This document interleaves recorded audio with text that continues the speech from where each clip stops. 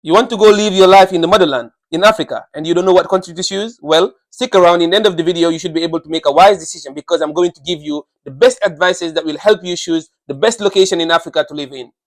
Hello, all. Welcome to my YouTube channel. My name is Mamadou, a graduate in Responsible Business Management, a member of the prestigious Chartered Managers Institute.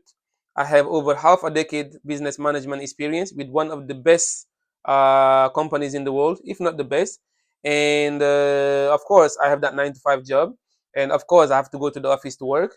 And I have recently came to a decision that might not be very popular, and I decided to plan my way out of this 9 to 5 job and this corporate life, to go live instead to alternative way of life where a lot of people might not be aware of. But if you are someone who's looking for freedom, you're looking for peace, you're looking for dignity, and you're looking for control over your own life, you would really understand what I'm talking about.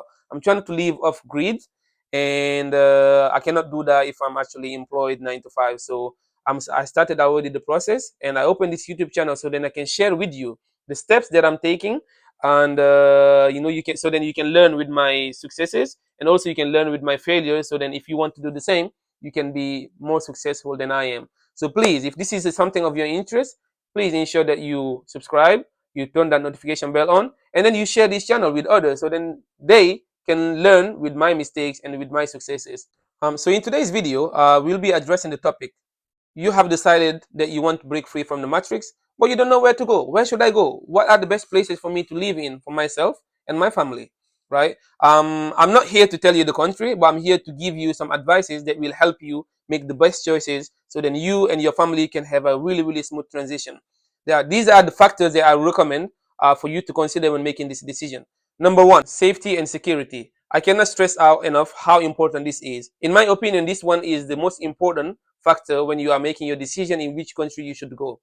Safety and security. You need to be in a place where you are feeling safe mentally, emotionally, and socially, and also psychologically. So you shouldn't be going to a place where you are worried that maybe there is a bomb that might explode next to you, or someone might just come and attack you. You don't want to go to a place as well where psychologically you're worried that your kids might be learning something that is not really ethical. So you don't want to go to a place where you are not safe and you are not secure. That means you have to go to a place where you can have access to food. Because how safe can you be if there's no food and everybody's looking for food? It's really risky situation, because at the end of the day, you need to feed yourself and your family. So you need to be able to access food. And to be able to access food, then you have to be really selective in which area you're going. So I would say avoid cities. Regardless of what country you go into, cities are the most dangerous, and usually they are the most difficult to live in. Number two, avoid the desert, or the really cold places, because how would you be able to grow your food if you have to go to a really a desert place, or if you have to go to Alaska, where it is really cold. So you don't want to go to those places. Therefore, you have to go to a place where you can access land, where you can grow your food, and also you can have some good neighbors, which could help you in the education of your kids, because living in society it's not just about you, it's about you and those around you. So surrounding yourself with good neighborhood, that will help you socially as well. So yeah, avoid the cities. Find a place where you can have good land, where you can actually grow your own food for your own security. Number two, you should be considering the social aspect. Right? You don't want to be going to a place where you would not be accepted or where you would not fit in.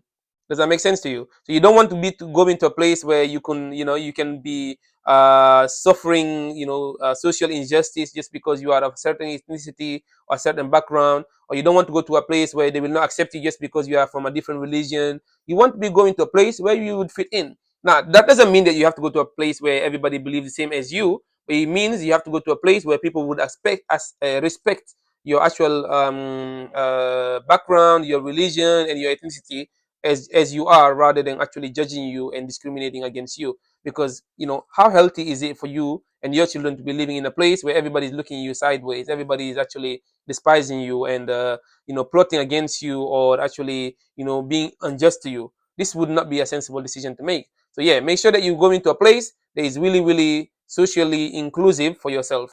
Number three, I would say self-esteem. Now, what I mean by that is that you should be able to make a decision that you would not regret on the long term. You should be able to set up yourself and your family for success.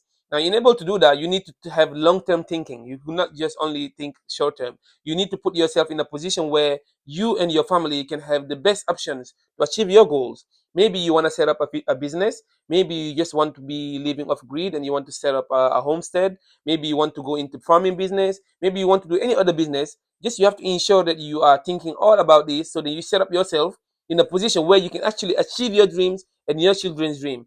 Think big, don't think small. So wherever you want to go, just make sure that this place that you are staying, you are able to stay there in the next 10, 15, 60, 70 years, and all of your children and grandchildren can have an opportunity to thrive in that society, and then they can actually achieve their goals rather than becoming slaves of the system once again.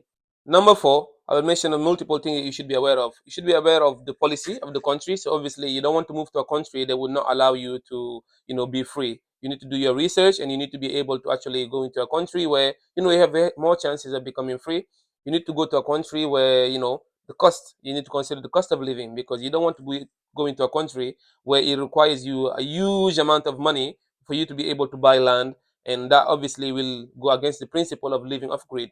So for you to start living off grid, you need to be as lean as possible, and you need to be able to live with the minimum possible expenses. So consider the cost, consider the policy of this country, and also you have to consider things like the stability of the country. Africa is a huge continent, and it's really really rich continent, which I could go into and live in multiple countries that we have in Africa, like Zimbabwe, Uganda, Kenya.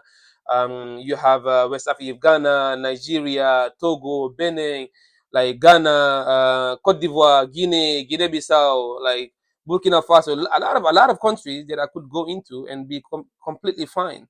Now you must be thinking, well, which country did you go into? To answer to this question, we looked at all these countries, right? And fortunately, I'm someone who speaks multiple languages. I'm coming from Guinea. My mom's from Guinea Conakry, and my dad is from Cote d'Ivoire. And I was born in Guinea. Both countries speaks French, and my missus are from Cape Verde. It's a Portuguese speaking country.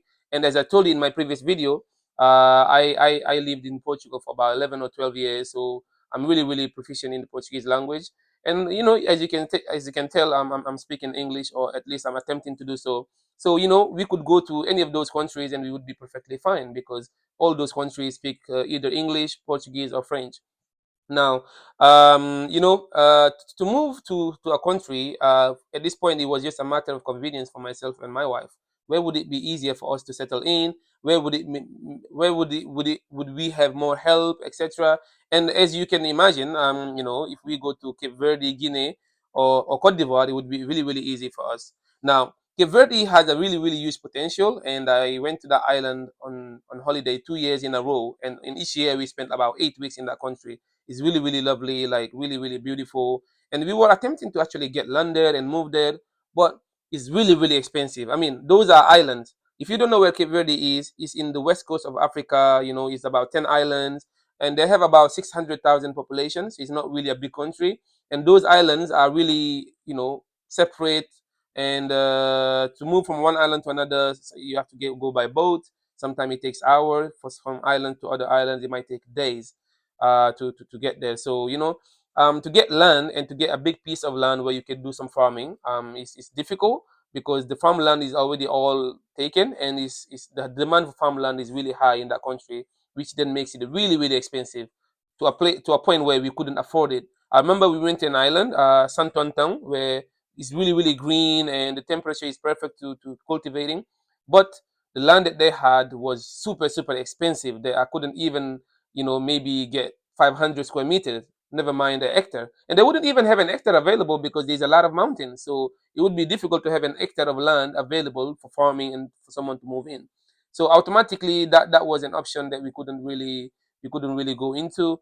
So I then had to look at Guinea or Cote d'Ivoire, and obviously I look at both options, and we decided to go to Cote d'Ivoire because it has more stability. Now, if you know Cote d'Ivoire, they had like a civil war around the early 2000s, which then settled around 2011, and it has been a really really stable country. It's the second biggest economy in Africa at the moment, behind Nigeria, and they just organized African Cup of Nations, and we won. So I'm sorry, my Nigerian friends, but it's true. We won that African Cup of Nation fairly. So yeah, it's a country that has a really huge potential, and at the moment, security-wise, is really really good. There's no many big issues arising.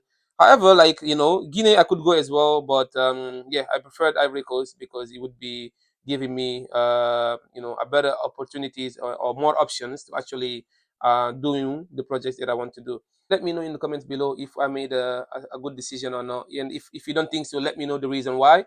And if you have a better country for me to move in, let me know as well. So that maybe I can change my mind and move to that country.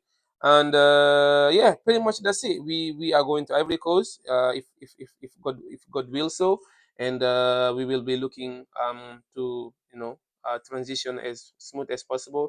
And I will be coming back to this channel and I'll be sharing this with you, so then you can actually see the steps that I'm taking, and perhaps if you want to move to Africa, then you can follow my steps and learn with my mistakes and also my successes. So yeah, that's it for today, and stay tuned to receive more updates on this journey.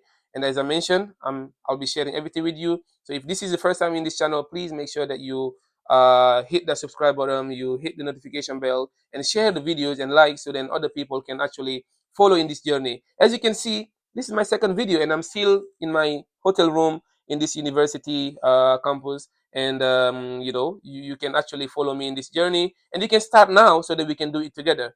Let me know in the comments which country in Africa would you like to live and which country I should go to. Thank you. Bye.